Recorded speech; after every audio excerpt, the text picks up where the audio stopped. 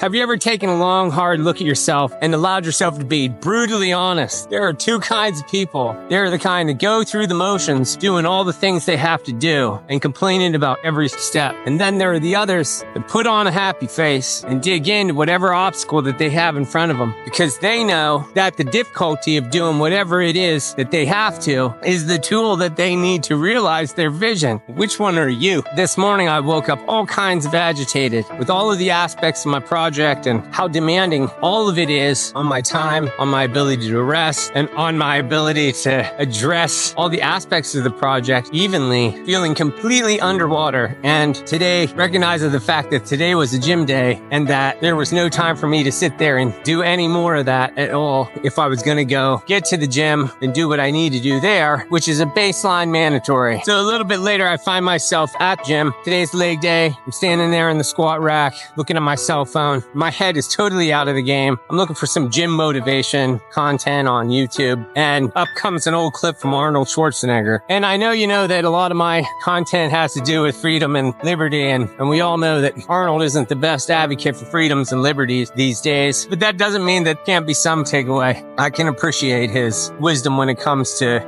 setting goals for himself and then achieving them. So he was talking about in his younger years, whenever he would go into the gym, he said he would go in there and he would be outworking all of the other guys and having a big smile on his face. And whether he was doing 500 pounds on his legs or working his arms till they were ready to fall off, he was always happy to be in there doing that, even these long 5-hour workouts that he would do. And he said the difference between his thinking and people in there that were agitated or discontented with the activity was that he was seeing each rep very clearly as a pathway for him to realize his vision. When I hear him saying those things, then I imagine him having had a very distinct and clear idea that he was working towards. And I suppose you don't reach that level of excellence in terms of sport without having a clear and distinct vision of what it is that you're trying to achieve.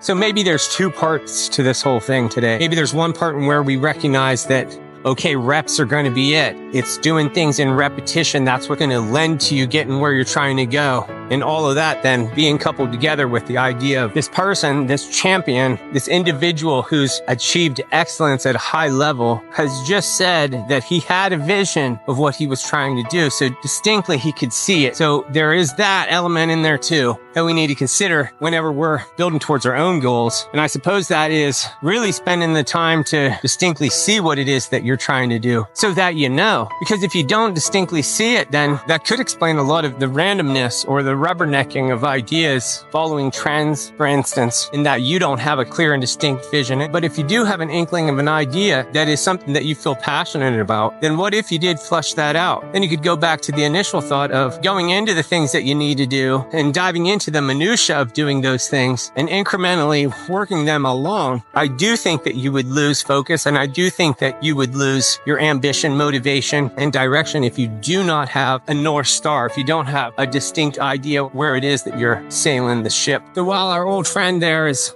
all for reducing free speech, there's a couple of words that he said, despite himself, that it goes to show that you could even learn something from an idiot. So if you boil all of this down, we have two primary attributes on the table today. One is focus and the other is persistence. Those two attributes wielded together can make you a very dangerous person. And if you're anything like me, then I know you like the idea of being that. If you don't know, my name is Chad Joshua. I'm working my way through building a 100-song catalog. I write songs that tend to have an underlining theme of freedom and liberty, and I use my YouTube channel to try to promote songs that I write. I like to video these conversations about purposefulness and growth as a way to be helpful and also as a way to hold myself to a better account. So what about you? Are you the kind that gets into what you're doing with a big smile on your face? Are you quick to give over to the frustration, the agitation that you feel having to do anything towards? Even if that's the case, and even if that's who you are, the fact that you're here now walking with me, considering it, probably suggests that even if you have those tendencies, you are thinking better of it. And that's great. We're in the same boat.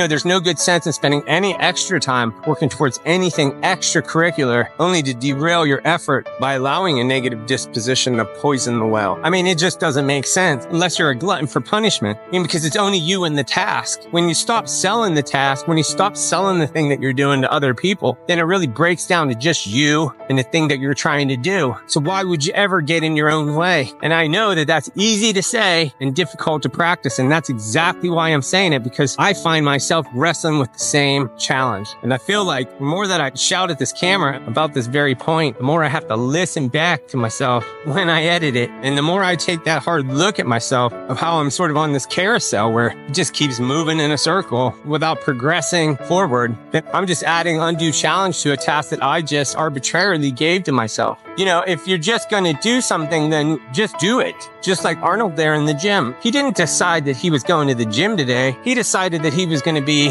Mr. Universe. And to be that requires that you have to see what that looks like in here. And God love him, he could see it. And maybe not every person has developed that particular muscle, be able to see it so clearly. But maybe if you understand that there is that aspect of it that you may not have been seeing so clearly, maybe there's a way to develop that. Or maybe there's a way to prop it up. Or if you know that that's not what you're doing, there's a way to get in there and substitute the vision that you're not creating for yourself instinctively and can do it more intentionally. And maybe then we can prop that vision up into place and use that. Repetition is what helps us to build mastery. It helps us to manifest our vision. It strengthens our habits and it compounds our progress. It is the invisible work behind the visible results. The grind of persistence, it often feels monotonous, and so thusly why people may not have a happy face on when they go about driving to their task. But each rep matters because it lays the foundation for the success. And that is important because success isn't built on one big effort. It's built on an accumulation of small, consistent actions. And really, you know that's true. If you don't just grind through it on a daily basis, it's impossible. If you're sharpening a knife, if your knife's all dull out, you need to sharpen it. So to start to apply this, to put this into action for yourself, you have to look at yourself and ask, what's one area of my life where consistent effort would lead to a big result? Then somehow decouple yourself from the determination of that effort being a long-term effort or a short-term effort, and just go into it as if the vision and moving to the vision is the life source. And when you start to move in that way, then you start to become inevitable.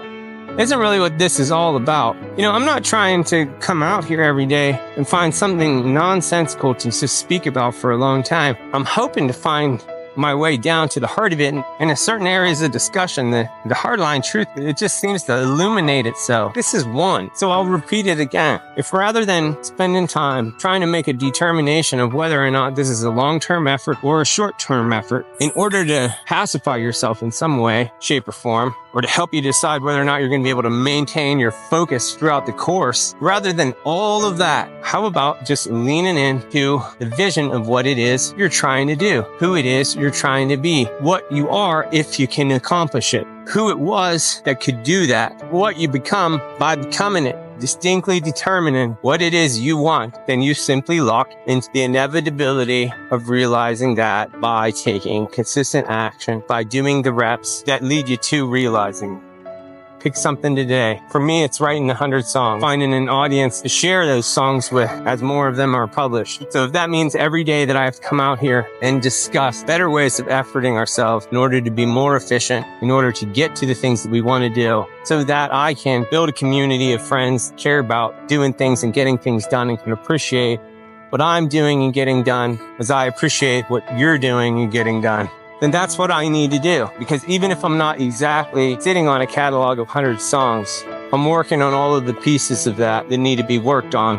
And so allowing myself to be emotional, agitated, or otherwise about that, it's kind of a disservice. And as I've mentioned in prior videos, it is irrelevant. Sometimes getting out here and taking these walks in the nature in which I reflect on my own experiences in order to lend to the conversation, I end up helping myself out. So, you know, we're all dealing with life, and life is filled with all kinds of ups and downs and chaos and distractions. And the important thing is to measure yourself by your intention more so than anything else. And that implies that you're doing something about that intention, not solely just living in the intention. While it's really clear the benefit of just giving over to the vision that you have for yourself, and while that makes sense, you're still going to have to deal with the realities of getting from here to there, and do your best to keep in mind that, you know, sometimes whenever you're not seeing the progress as fast as you'd like, it does have a tendency to kick you while you're down. But if you get into a habit of being aware, the result is a long way off, and that The progress is the opportunity. Then you'll start to do a better job of not letting the disappointment and impatience get the better of you. The other thing you can do is do your best. Put milestones into the equations. That way you can get a sense of accomplishment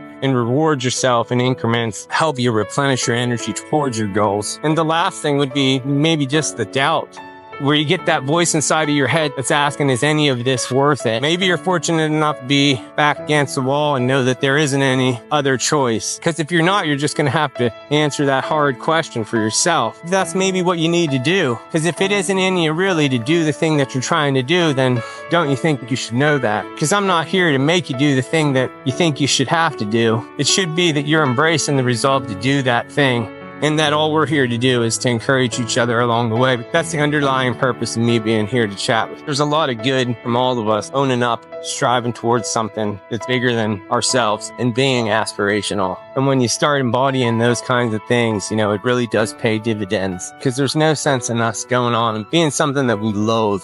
So long as you still have time, you're a lot better off to channel your energy into something that helps you aspire. Because when you start to aspire to something, there's a ripple effect, and that is you start to inspire other people who may not be as far along or who may be just coming up. So all of the challenges that I just discussed and all the adversity that comes along, anything that you feel, the self-doubt or uncertainty, none of that is a measure of you as being lesser. It's just the realities of life. The interesting opportunity in all of that is dealing with it in a way where you're progressively getting the upper hand of it. That's when you'll start to realize challenges and opportunities. So in the meantime, don't take it as a sign that you're not good enough, that you should quit. Rather, just know that we all go through it, and that choosing to just push on through it is what starts to separate you. And you already started to win when you started to behave that way. And while we have to be absolute about keeping our free speech and our freedom, we can listen to old Arnold just a little bit when he says there's a value in getting to the reps of doing things as they lend to realizing our vision. So spend a little bit of time in distinctly identifying what your vision is. Really dial it in. Try to focus on what that is clearly to make it a little bit easier for you to move towards it.